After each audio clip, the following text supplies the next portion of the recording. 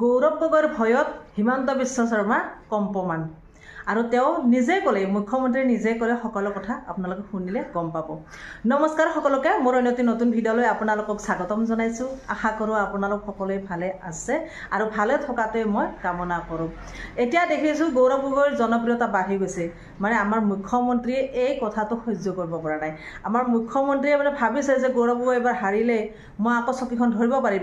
যেতিয়াই গৌৰৱ গগৈ APCCৰ সভাপতি হৈ আহিছে, মানে কংগ্ৰেছৰ যেতিয়াৰ পৰা সভাপতি হৈ আহিল আৰু তেতিয়াৰ পৰা গৌৰৱ গগৈৰ জনপ্ৰিয়তা বাঢ়ি গৈছে আৰু এই কথাটোৱে মুখ্যমন্ত্ৰীয়ে মানে হিমন্ত বিশ্ব শৰ্মা তেখেতে সহ্য কৰিব পৰা নাই। সেয়েহে সময়ে সময়ে কটাক্ষ বাক্য আমি কোৱা শুনি আহিছোঁ বা দেখি আহিছোঁ। গৌৰৱ গগৈৰ বিৰুদ্ধে বা কংগ্ৰেছৰ বিৰুদ্ধে বিভিন্ন সময়ত বিভিন্ন ধৰণে মন্তব্য দিয়ে আমাৰ মুখ্যমন্ত্ৰীজনে। যোৱাকালিও বিপৰীত নহয়, যোৱাকালি আমি দেখিবলৈ পালোঁ যে মানে আমি এনে জানো যে কংগ্ৰেছে প্ৰতি মাহৰ 10 তাৰিখে যোগদান প্ৰক্ৰিয়া চলাই আহিছে। প্ৰতি মাহৰ 10 তাৰিখে তেওঁ কংগ্ৰেছত যোগদান কৰে। যিখিনি মানুহে যোগদান কৰিব বিচাৰে প্ৰতি মাহৰ 10 তাৰিখে কৰে। যোৱাকালি 10 তাৰিখ গ'ল, গতিকে কংগ্ৰেছে যোগদান কৰিছে মানুহখিনি। আৰু এই কথাটোৱে মুখ্যমন্ত্ৰী সহ্য কৰিব পৰা নাই। মুখ্যমন্ত্ৰীয়ে কৈছে যে গৌৰৱ গগৈ মানে কংগ্ৰেছৰ সভাপতিজন সৰু ল'ৰা, তেওঁ ৰাজনীতিৰ বিষয়ে একো নাজানে, গতিকে বাচ্চাৰ লেখীয়া কাম কৰে। যোগদানটো কি বাচ্চাৰ লেখীয়া কাম হ'ল নেকি?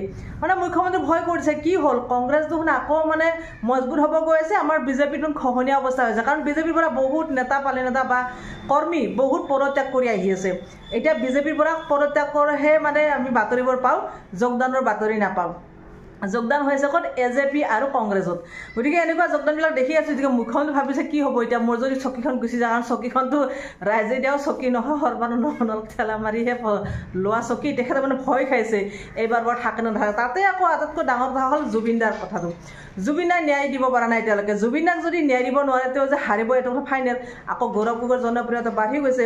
সেইকাৰণে কি হয়, জুবিন দাৰ যদি ন্যায় বিচাৰি কোনোবা বেছি চিঞৰ বাখৰ কৰে, ধৰক আমি গমেই পাওঁ বিকাশ হম, তেখেতে খুব মানে ফেচবুক পোষ্টত লিখিছে, কাৰণ তেখেতকো আজি গ্ৰেপ্তাৰ কৰিলে, হয় নাই?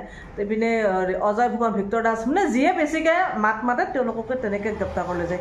ইপিনে আমাৰ মুখ্যমন্ত্ৰীয়ে কয় বা জয়ন্তমল্ল বৰুৱাই কোৱা শুনিছোঁ, তেওঁলোকে হেনো মানে প্ৰকৃত অনুৰাগী। যেতিয়া মানে বিজেপিৰ মানে মানুহখিনি নলবাৰীত এদিন আমি প্ৰথম দিনাই দেখিলোঁ যে হাতে হাতে ফুলৰ ফ্লেগ লৈ পিনে জুবিনদাৰ ন্যায় বিচাৰি আহিছে আৰু কৈছে কি আমাৰ আজি মানুহখিনি প্ৰকৃত অনুৰাগী। বাকী ইমান যে জুবিনদাৰ পিছত কান্দি আছিলে, এই মানুহখিনি প্ৰকৃত অনুৰাগী নাছিল তেখেতসকলৰ মতে আৰু।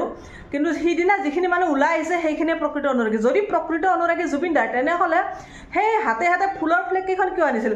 আৰু তেওঁলোকে সময়ে সময়ে কয় কি বোলে কংগ্ৰেছে ৰাজনীতি কৰি আহিছে। এতিয়াও কৈ থাকে যে কংগ্ৰেছে জুবিনক লৈ পিনে ৰাজনীতি কৰিছে, তেনেকৈ কয়। কিন্তু কংগ্ৰেছতো আমি মাত মাতাত নেদেখোৱে। আজিলৈকে গৌৰৱ গগৈ তেনেকৈ আমি মিডিয়াৰ আগত নেদেখোঁ। কিন্তু এতিয়া চাওক, ফেচবুকটো খুলিবই নোৱাৰে, ৰাতিপুৱাৰ পৰা ৰাতিলৈকে মানে আমাৰ মুখ্যমন্ত্ৰীকে দেখি থাকোঁ দেখোন। য'ত ত'ত যেতিয়া এতিয়া মানে মিডিয়া পালে হ'ল বা মিডিয়াৰ আগত যেতিয়া তেতিয়া মানে কথাবিলাক কৈ থাকে। আৰু তেখেতৰ কিমান বক্তব্য শুনিব, মিঠাতেলে হওক, চাউল দালি, অৰুণোদয় আঁচনি, স্কেম, মানে কিমান কি মানে এইবিলাক দি আছে। এইবিলাক কথা দেখি শুনি মানে আমনি লাগিছে। কিন্তু গৌৰৱ গগৈক ক'ৰবাত দেখিছোঁ জানো? কাকোতো দেখা নাই আমি। আৰু তেওঁলোকে কয় কি বোলে কংগ্ৰেছে মানে ৰাজনীতি কৰিছে জুবিনক লৈ। জুবিনদাৰ হকে যিয়ে মাত মাতিব, এতিয়া তেওঁলোকে ৰাজনীতি কৰা হ'ব। আৰু তেওঁলোকে বিজেপি মানে ৰাজনীতি নকৰে, সেইকাৰণে হাতেতে ফুলৰ ফ্লেগ লৈ প্ৰকৃত অনুৰাগী হৈ দেখাব আহিছিল। কিন্তু এতিয়া সেইটোও তল পৰিলে। কিমান দেখাব আৰু? মানুহবোৰ নাহা হ'ল মিটিঙত, তেওঁলোকৰ মানে সেই ৰেলীত নাহা হৈ গ'ল সেই প্ৰকৃত অনুৰাগীখিনি। গতিকে চাওক, আমি দেখি আহিছোঁ মুখ্যমন্ত্ৰী এতিয়া ভয়ত কম্পমান। এতিয়া আমি দেখিবলৈ পাইছোঁ তেওঁ ক'লা পৰি গৈছে মানুহজন, বহুতখিনি ক'লা পৰিছে। হেৰি কয়ে মানে অখিল গগৈ কোৱা শুনো যে চুলিও হেনো নাই এতিয়া মাথাত, টেনশ্যনতে। আচলতে আমাৰ মুখ্যমন্ত্ৰীয়ে সাংঘাতিক টেনশ্যন খাইছে গৌৰৱ গগৈলৈ। যদি জুবিনদাক ন্যায় দিব নোৱাৰে, যদি তেখেতে হাৰি যায়, বহুত টেনশ্যন। আচলতে মই কি ভাবোঁ জানেনে, এতিয়া এই মুখ্যমন্ত্ৰীজনে 20-25 বছৰ যদি ৰাজনীতি কৰিলে, তেওঁ মন্ত্ৰী পদত আছে, গতিকে আৰু ইমান কিয় থাকিব লাগে? তেওঁতো ল'ৰা ছোৱালীৰ নামত অগাধ সম্পত্তি হৈ গ'ল, পত্নীৰ নামত, তেওঁৰ নামত। গতিকে তেওঁৰ ইমান ৰাজনীতি কৰে কি প্ৰয়োজন? ইমান প্ৰয়োজন নাই, তেওঁ আচলতে জিৰণি ল'বহে লাগে। এতিয়া চাওক, যোৱাকালি যে কৈছে বাচ্চা সৰু ল'ৰা, এই ক্ষেত্ৰত মই কোৱা শুনিছোঁ, হয় মানে দেৱব্ৰত শইকীয়াই কৈছে যে সঁচাকৈ সৰু ল'ৰা।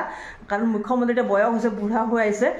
মুখ্যমন্ত্ৰীৰ তুলনাত গৌৰৱ গগৈ সঁচাকৈ সৰু হয়, বয়সত বহুত তুলনা, বহুত সৰু মানে ডেকা ল'ৰা এটা। ইপিনে ভূপেন বৰাই কৈছে যে কংসইও মানে কৃষ্ণক সৰু ল'ৰা বুলি ভাবিছিল, কিন্তু তাৰে পৰিণতি কি হ'ল? কথাটো একদম সঁচা কথা। কংসইও মানে আমাৰ যাক আমি কংস মামা বুলি কওঁ, সেই কংস মামাই কিন্তু শ্ৰীকৃষ্ণক সৰু ল'ৰা বুলি ভাবিছিল। কিন্তু সেই সৰু ল'ৰাটো ইমান ডাঙৰ কাম কৰিলে, পিছতহে গম পালে কৰিব পাৰে বুলি গতিকে এতিয়া এই মামাৰ গতি তেনেকুৱা হ'ব গৈ আছে নেকি কংসৰ শ্ৰীকৃষ্ণৰ নিচিনা গতিকে মামাই এইটো ভাবে যে গৌৰৱ গগৈ সৰু ল'ৰা ৰাজনীতিৰ কথা একো নাজানে গতিকে সেই সৰু ল'ৰাটোকে ইমান ভয় কৰিব লগানো কি আছে ইমান ভয় কৰিব লাগেনে এই সৰু ল'ৰাটোৰ পিছতে তেওঁ এতিয়া সৰু ল'ৰাটোৰ ভূতে তেওঁক এতিয়া খেদি ফুৰিছে সৰু ল'ৰাটোৰ ভূতে খেদাৰ কাৰণে সৰু ল'ৰাটোৰ ভয়ত তেওঁৰ ৰাতি টোপনি নহাইছে সৰু ল'ৰাটো যে তেওঁৰ টোপনি কাঢ়িব পাৰিছে এইটো কিন্তু মানিবলগীয়া কথা আচলতে হয় গৌৰৱ গগৈ ৰাজনীতিৰ বিষয়ে একো নাজানে কাৰণ ৰাজনীতিত দুৰ্নীতি বেছি সোমাই আছে বৰ্তমান চৰকাৰখনৰ ক্ষেত্ৰত কৈছোঁ বৰ্তমান চৰকাৰখনৰ ক্ষেত্ৰত ৰাজনীতিৰ নামত দুৰ্নীতি বহুত বেছি হৈ গৈছে গতিকে এই দুৰ্নীতি বস্তুটো গৌৰৱ গগৈ নাজানে কাৰণ গৌৰৱ গগৈ নতুনকৈ উঠি অহা যুৱক এজন মানে উজ্জ্বল নক্ষত্ৰ বুলিয়ে কয় তেখেতে সংসদ কপাব পাৰে মানে যুক্তি তৰ্ক কৰি পিনে বা তেখেতে যিটো শুদ্ধ সত্য প্ৰকৃতটো দাঙি ধৰিব পাৰে কিন্তু প্ৰকৃতটো দাঙি ধৰাটো মানে এটা ক্ষমতা এটা শক্তি সেই শক্তি বা সেই সাহস সেই ক্ষমতাখিনি বৰ্তমান চৰকাৰৰ কোনো এজন নেতা নেদেখোঁ আমি নেতা হয় মন্ত্ৰী হয় কিন্তু তেওঁলোকে সংসদত বহি থাকে আমাৰ মুখ্যমন্ত্ৰী যদি যিকোনো কথা হয় বুলি কয় তেনেহ'লে সৌহাতে বাহতে থকা মন্ত্ৰীসকলে আগ পিছ একো নাচায় হয়কৈ মূৰটো দপিয়ায় যদি মুখ্যমন্ত্ৰী কিবা কথা যদি নহয় বুলি কয় তেনেহ'লে সৌহাতে বাহতে থকা ভাই সদৃশ মানে মন্ত্ৰীসকলে এনেকৈ দিব মানে আগ পিছ একো নাচায় মুখ্যমন্ত্ৰী যদি কৈছে নহয় নহয় মুখ্যমন্ত্ৰী যদি কৈছে হয় হয় তেওঁলোকৰ নেতা মন্ত্ৰীসকলে তেনেকৈ চলে কিন্তু এই কংগ্ৰেছ চৰকাৰখনত সকলোৰে অধিকাৰ আছে মাত মাতা সকলে মাতিব পাৰে আৰু বিশেষকৈ গৌৰৱ গগৈ বহুত সাহসী ল'ৰা সেইকাৰণে অসমৰ ৰাইজে বিচাৰে উজ্জ্বল নক্ষত্ৰ জ্বলি থাকক অসমত আৰু তেখেতে নতুনকৈ উঠি অহা যুৱক তেখেতকো একবাৰ চান্সটো দি চাওক তেখেতে ৰাজনীতি চলাব পাৰে নে নৰে আৰু মই ভাবোঁ এটা কথা আপোনালোকে কি ভাবে নাজানো আচলতে ৰাজনীতিটো মানে চৰকাৰখন এখন চৰকাৰ সদায় হৈ থাকিব নালাগে চৰকাৰ সদায় চেঞ্জ কৰিব লাগে 5 বছৰৰ মূৰে মূৰে চেঞ্জ কৰি থাকিব লাগে কাৰণ এখন চৰকাৰক যদি 5 বছৰতকৈ বেছি দিয়া হয় তেওঁলোকে বহুত মানে দুৰ্নীতি কৰাৰ চান্স পায় বা অসমীয়া জনসাধাৰণৰ ওপৰতো সময় সাপেক্ষে কেতিয়াবা আমি মানে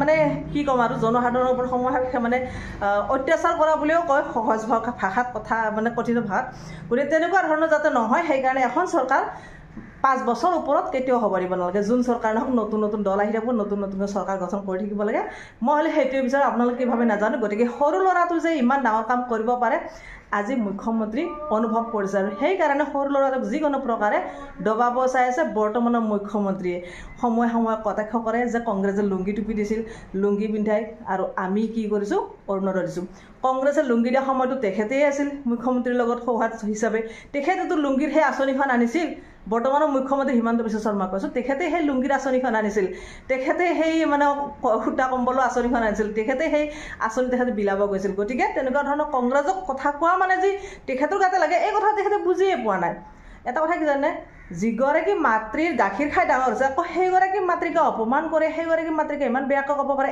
এইজন মুখ্যমন্ত্ৰী মানে কংগ্ৰেছত থাকি তেখেতে এই ৰাজনীতিত ভালদৰে বুজি পালে আৰু আজি কংগ্ৰেছৰ বিৰুদ্ধে তেখেতে ইমান মানে কথা ক'ব পাৰে সেইটোৱে দেখি শুনি মই আচৰিত হৈছোঁ বেয়া লাগে গতিকে এইজন মুখ্যমন্ত্ৰীক কোনে বিশ্বাস কৰিব কওকচোন তেখেতে ক'ব নোৱাৰে যে বিজেপিত সদায় থাকিব হয়তো কালি বিজেপি ত্যাগ কৰিব হয়তো বেলেগ এটা দললৈ জঁপিয়াই পৰিব গতিকে তেওঁৰ কোনো চাপ মাৰা দল নাই তেখেতে সদায় ক্ষমতা বিচাৰে ক্ষমতাৰ লোভত তেওঁ যিকোনো কাম কৰিবলৈ আগবাঢ়ি যাব পাৰে বা যিকোনো দলত তেওঁ জঁপিয়াই পৰিব পাৰে হয় নে নহয় গাইজ কমেণ্টত জনাব